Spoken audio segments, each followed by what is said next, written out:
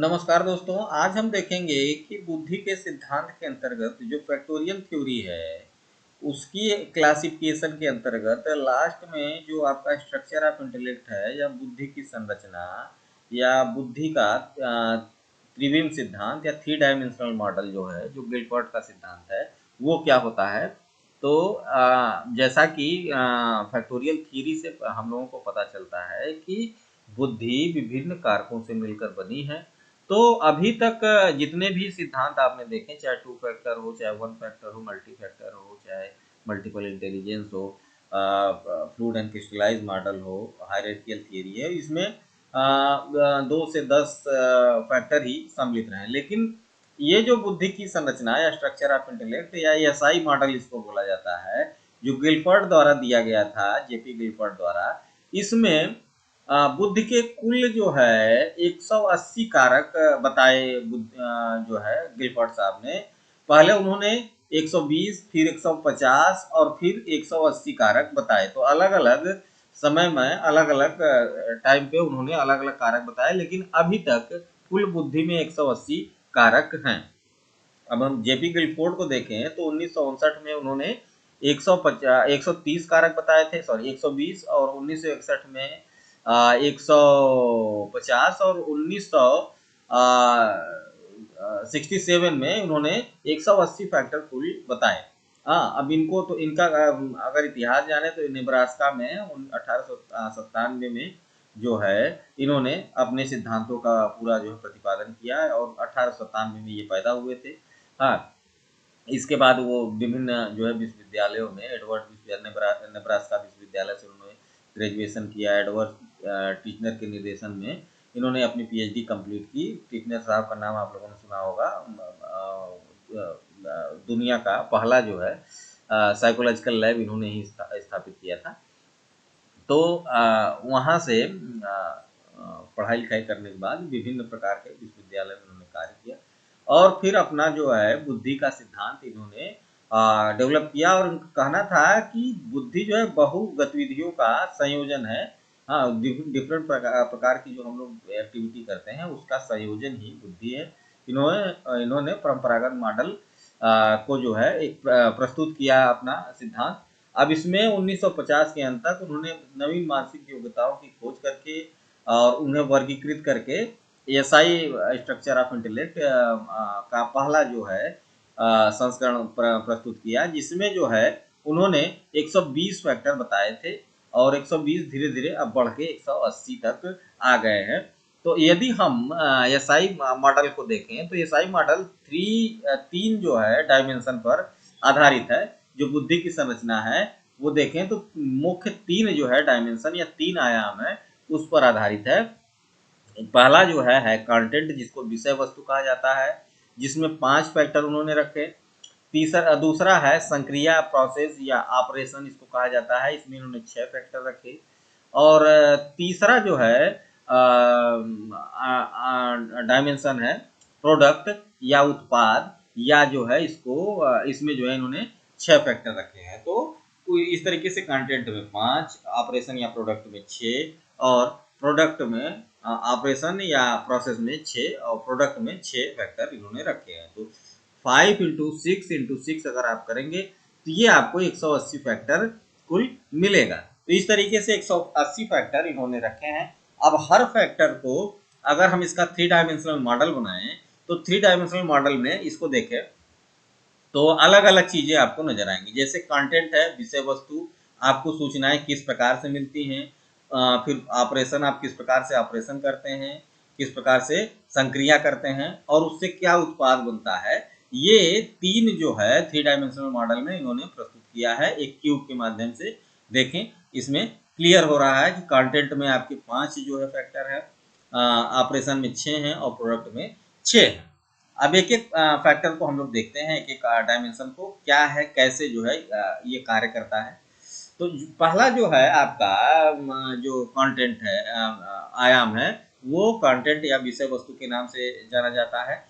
ये कहता है कि आपको या मनुष्य को सूचनाएं किस प्रकार से मिलती हैं, किस माध्यम से सूचना हमको मिलती है, या कोई समस्या हमारे सामने आती है, वो डिफरेंट टाइप्स के माध्यम हो सकते हैं, वो सभी माध्यमों को कंटेंट के अंतर्गत रखा गया, जेपी गलफोर्ड में रखा। और सभी सूचनाएं हमको जो है उनका कहना था कि 5 माध्यमों से मिल सकती हैं। पहला उन्होंने बताया कि विजुअल या दृष्टि, जिसको कहते हैं देखने के द्वारा ग्रहण की गई सूचना या एक प्रतिमान के रूप में रेटिना से उत्पन्न वाली सूचना। तो जो सूचनाएं हमको देख के विजुअली जो है मिल जाती हैं, समस्या मिल जाती है, वो उसको सभी को उन्होंने विजुअल में रखा। दूसरा ऑडिटरी या श्रव्य, इसमें उनका कहना था कि जो सूचनाएं हमको या कोई समस्या या कोई टास्क सुन के जो है ग्रहण करते हैं हम लोग, उसको ऑडिटरी के अंतर्गत रखा जाएगा। तीसरा है सिंबॉलिक या प्रतीक चिन्ह के रूप में हमको जो सूचनाएं या कोई टास्क या समस्या मिलता है, इसमें विभिन्न प्रकार के सिंबल जैसे हम लोग यूज करते हैं, वो सभी के सभी आएंगे। तीसरा चौथा उन्होंने बताया अर्थ विषयक या सिमेंटिक, या इसको कहते हैं विचारों तथा मौखिक अर्थ से संबंधित सूचनाएं। तो हम किसी के विचारों को जब जानते हैं, उससे कोई हमको सूचना मिलती है, कोई प्रॉब्लम समझ में आती है, कोई टास्क मिलता है, मौखिक रूप से हमको कोई बोल के बता देता है, तो इससे जो है जो भी प्रकार की सूचनाएं रहेंगी वो सिमेंटिक में रखी जाएंगी। और पांचवा उन्होंने बताया व्यवहारिक, जब लोगों के कार्य करने या व्यवहार करने से आप सूचना ग्रहण करते हैं, लोगों को व्यवहार को देख के कोई समस्या या टास्क या जो है सूचना कोई आप लेते हैं, तो वो बिहेवियरल के अंतर्गत आता है। तो ये कंटेंट में उन्होंने 5 जो है फैक्टर रखे हैं। अब यदि हम इसका एग्जाम्पल देखें, तो उदाहरण के तौर पर व्यक्ति को दी गई सूचनाओं के आधार पर कोई संक्रिया करना जो शाब्दिक ना होकर चित्र के रूप में हो। ऐसी परिस्थिति में विषय वस्तु का रूप जो है आपका सांकेतिक होगा या आकृतिक होगा। तो इस प्रकार से जैसे हम किसी फोटो को देख लें, तो वो एक तरीके से आकृतिक या सिंबलाइज हो गया। हाँ, कोई सूचना हमको कोई बोल के बता रहा है तो वो ऑडिटरी में चला जाएगा, लिख के बता रहा है तो वो जो है आपका विजुअल में चला जाएगा। तो ऐसे ऐसे सूचनाएं हमको मिलती है। हाँ, लेकिन आपके जीवन में सूचनाएं केवल 5 ही माध्यमों से मिल सकती हैं। अब सूचना तो हमको मिल गई, सूचना के आधार पे जो हम ऑपरेशन या प्रोसेस करते हैं, उसको गिलफोर्ड साहब ने 6 भागों में बांटा है। तो जो सूचनाएं मिली, सूचना के आधार पे हम जो क्रिया करते हैं, वो क्रिया कौन कौन सी होती है उसको देखें। तो पहला उन्होंने कॉग्निशन बताया कि सूचना को समझने, बोध करने, खोजने तथा जागरूक होने की योग्यता अगर है तो वो कॉग्निशन के अंतर्गत आएगा। दूसरा उन्होंने बताया स्मृति लेखन, मेमोरी रिकॉर्डिंग, सूचना को सांकेतिक शब्दों में बदलने की योग्यता। कोई सूचना है उसको आप सिंबल में कैसे जो है कन्वर्ट कर ले रहे हैं, ये योग्यता। नेक्स्ट है स्मृति धारण, मेमोरी रिटेंशन, सूचना को स्मरण करने की कितनी देर तक आप सूचनाओं को, समस्या को याद रख सकते हैं। नेक्स्ट है डाइवर्जेंट थिंकिंग। अब इसको कहते हैं अनेक समाधान से होने वाली, जैसे एक समस्या आ गई, अब उसके अनेक समाधान आपको बताते हैं, बनाने हैं, तो ये आप अब सारी चिंतन करते हैं। एक समस्या से एक से अनेक, ये डाइवर्जेंट थिंकिंग हो गई। और जब अनेक से एक करते हैं तो वो कन्वर्जेंट थिंकिंग होती है। हाँ, तो सृजनात्मक रूप से कोई समस्या मान लीजिए आ गई, हम कहें कि इस पेन का क्या प्रयोग है, तो देखिए एक समस्या आई, उससे अनेक चीजें निकल के आ सकती हैं कि हम जो है इसका लिखने में काम कर सकते हैं, कान खुजाने में काम कर सकते हैं, किसी को मारने के लिए कर सकते हैं। तो एक सूचना से कई सूचनाएं आपको मिली, सूचनाएं बनाई आपने, तो ये डाइवर्जेंट थिंकिंग होती है।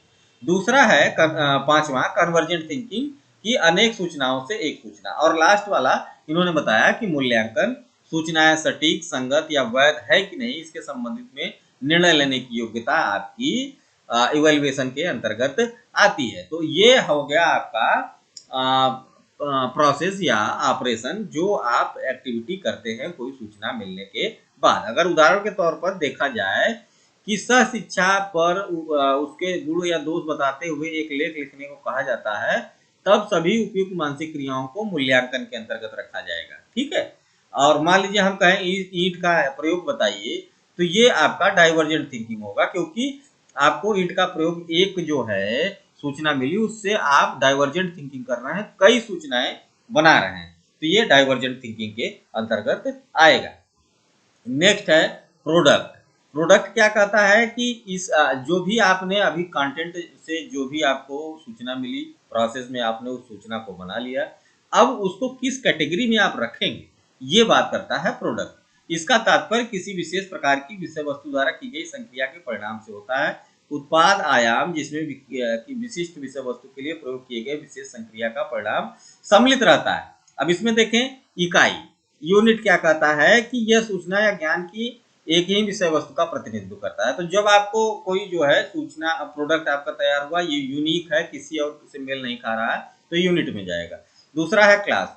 हाँ, जब कुछ जो है सूचनाएं सामान्य रूप से आपस में मिलती है, मान लीजिए वही पेन के प्रयोग को, तो अब वो उसका जो प्रयोग का जो निष्कर्ष निकलेगा वो क्लास में जाएगा, क्योंकि एक ही जो है सूचना से आप कई सूचनाएं बना रहे हैं, और सूचनाएं जो भी बना रहे हैं सूचनाएं वो एक दूसरे के कैरेक्टरिस्टिक्स आपस में मिल रहे हैं, तो ये क्लास में जाएगा। जब ऐसी कोई सूचना बना रहे हैं जो किसी भी जो है सबसे यूनिक हो, कहीं उससे मुलाकात ना हो, किसी से उसका जो है मेल ना हो, तो वो यूनिट में जाएगा। सूचनाएं आपस में मिल रही हैं तो वो क्लास में जाएगा। और तीसरा है रिलेशन, वस्तुओं का चर के बीच एक संबंध का प्रतिनिधित्व करता है जो विपरीत संयोजन, अनुक्रम या समरूपता में हो, जब एक दूसरे से संबंधित हो, सामान्य जो है रिलेशन बताएं, तो इसमें सूचनाएं रखी जाएंगी। नेक्स्ट है सिस्टम, सहभागिता वाले भागों के साथ आइटम या नेटवर्क का एक संगठन या व्यवस्था। तो संगठन बड़ा शब्द है क्लास और रिलेशन से, हाँ, कि ढेर सारे हो गए, सबका जो है एक दूसरे से कैटेगराइज एक साथ मिल रहा है, तो इसमें रखेंगे। फिर ट्रांसफॉर्मेशन, दृष्टिकोण में परिवर्तन या रूपांतरण से नए ज्ञान सृजन करने, जैसे कि शब्द से अक्षरों को क्रम में उलट देना। तो ट्रांसफॉर्म कर देते हैं जब आप शब्दों को उसके क्रम को उलट देते हैं, सीधा कर देते हैं, तो ये जो है इसमें सूचनाएं रखी जाएंगी। और लास्ट है निहितार्थ इम्प्लीकेशन, कि कोई सूचना है उसका क्या इम्प्लीकेशन होगा, जब ये सब चीजें करते हैं तो वो निहितार्थ या इम्प्लीकेशन के अंतर्गत जाता है। उदाहरण के तौर पर यदि ईंटों के प्रयोग की बात की जाए तो निश्चित रूप से यह जो है उत्पाद में आएगा, प्रोडक्ट में, जो क्लास के अंतर्गत आता है, जो हमने बात की। ठीक है। अब व्यक्ति के द्वारा पूरे किए गए प्रत्येक कार्य में एक विशेष प्रकार की विषय वस्तु, मानसिक सक्रिय तथा उत्पाद सम्मिलित रहते हैं। तो ये तीनों क्रियाएं, तीनों डायमेंशन आपके, चाहे कंटेंट का हो, चाहे ऑपरेशन का हो, चाहे प्रोडक्ट का हो, कोई भी कार्य आप करते हैं, ये तीनों क्रियाएं होती हैं एक साथ डिफरेंट कैटेगरी। उदाहरण के लिए स्वतंत्रता संग्राम के दौरान गांधी जी के द्वारा किए गए आंदोलनों में विषय वस्तु आयाम में शब्दार्थ विज्ञान, या जो हम वर्ब की बात कर रहे हैं, वर्ड की बात कर रहे हैं, वर्बल एबिलिटी की बात कर रहे हैं, वो उसमें जाएगा। क्यों? क्योंकि आपको सूचनाएं जो है लिखित रूप से मिल गई। हाँ, फिर इसके बाद जो है जो आप संक्रिया करेंगे वो किस में जाएगा? वो सब का सब जो है आपका डाइवर्जेंट थिंकिंग में जाएगा, क्योंकि आप ढेर सारी सूचनाएं उससे बना रहे हैं, और प्रोडक्ट में, क्लास में जाएगा। तो इस प्रकार से सूचनाओं को हम जो है परिवर्धित संसाधित करते हैं, जो गिलफोर्ड कहते हैं। तो ये बुद्धि के सिद्धांत के अंतर्गत 180 फैक्टर जेपी गिलफोर्ड ने बताए थे, जो इस बात की पुष्टि करते हैं कि 5 जो है कंटेंट में, और 6 जो है ऑपरेशन में, और 6 प्रोडक्ट में संक्रियाएं होंगी, जिसके आधार पर 180 फैक्टर टोटल बनते हैं। तो ये है गिलफोर्ड का SI model. Thank you very much.